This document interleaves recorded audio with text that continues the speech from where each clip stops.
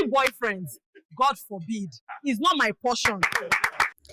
Before I start, let me just say this. If you have a boyfriend that spends money on you, please appreciate him. Because what I saw on Valentine's Day, God is still working on.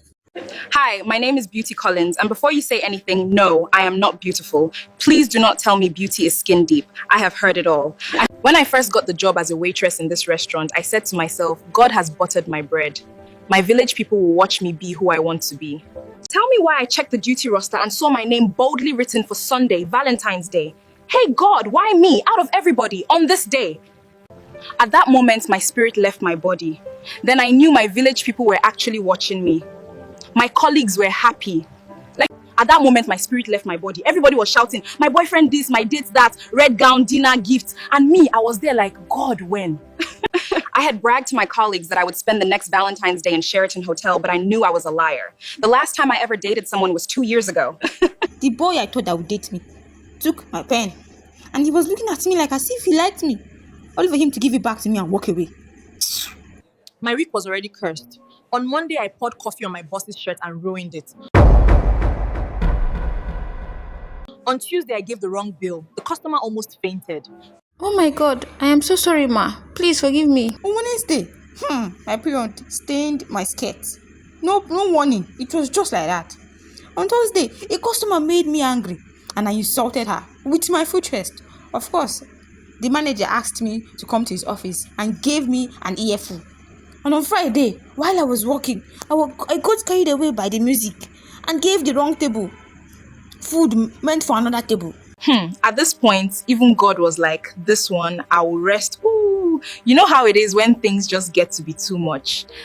Saturday didn't help either. Every shop was screaming red gowns, love, and romance. It was like they were mocking me. Meanwhile, me, I had much bigger problems. Next thing, Valentine's Day.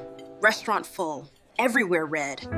Even people that don't love themselves were in relationships. The first table I attended was obviously a couple. The lady, a walking Mona Lisa, a masterpiece. The man, let's just say he was bored with sunglasses. He was giving emoji with shades vibes. She kept snapping pictures, his view, her view, but the moment he removed those sunglasses, I knew he would either be cropped, blurred, or missing a head entirely on Instagram. Then came the next table. I called them the red gown girls. They were all dressed in red. The short ones looked like fire extinguishers. It was new red, expensive red, probably no food for 1 week red. You can tell they suffered for those outfits. But nobody wants to be the odd one out, the only one at home. Peer pressure was indeed real. Then came the next couple, the cute couple who were lost in conversation. These two, they didn't even know I existed. They were deep in conversation as they stared into each other's eyes. I called them once, nothing. Twice, nothing. I almost called their village people. But it was good, honestly. That kind of love was rare, hard to find. The fourth table I waited on was an old couple. They were smiling, laughing like teenagers. The man was whispering things into her ear. I don't know what he said, but I want that kind of subscription, lifetime plan. Just when I thought that the day was about to end, something happened. A man and a woman walked into the restaurant like they were forced to be there. It was like they were fighting, or they were about to fight inside. I knew the day would not end without some drama. I mean, what was Valentine's Day without drama? Madam, be walking fast. My edges. Don't disturb me, oh. I quickly ran over to them to take their order. Good evening, sir. What would you like to order? He looked at me from up to down and said, what's the cheapest thing on the menu? I was confused. Jollof rice. It is 5,000 naira, I said. The man said, me, I'm not buying anything. The woman tried to get him to shut up, but he wouldn't stop. The man refused.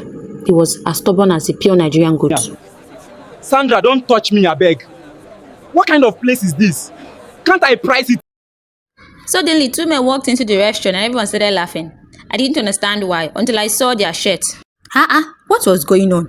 The next thing, another group of men, this time on a blue-colored shirt, walked into the restaurant. I didn't even understand what was going on. I looked at their shirt. It read, Stingy Men Association, Task Force, motto, don't give them shishi. I lost it. A colleague of mine went to take their order. And just as she stood there, One of them shouted, "Stingy Men Association!" And the chorus, "Don't give them shishi." Guess whose voice was the loudest? Mister, I am not buying anything. Stingy Men Association. Don't give them shishi. I fell over with laughter. I couldn't believe it. At the end of my shift, I ran straight into the changing room. My life depended on it. At the end of the day, as I picked up my bag, ready to go home, I realized something. This Valentine's Day, even without a date, even without love, was one of the most enjoyable ones I've ever had.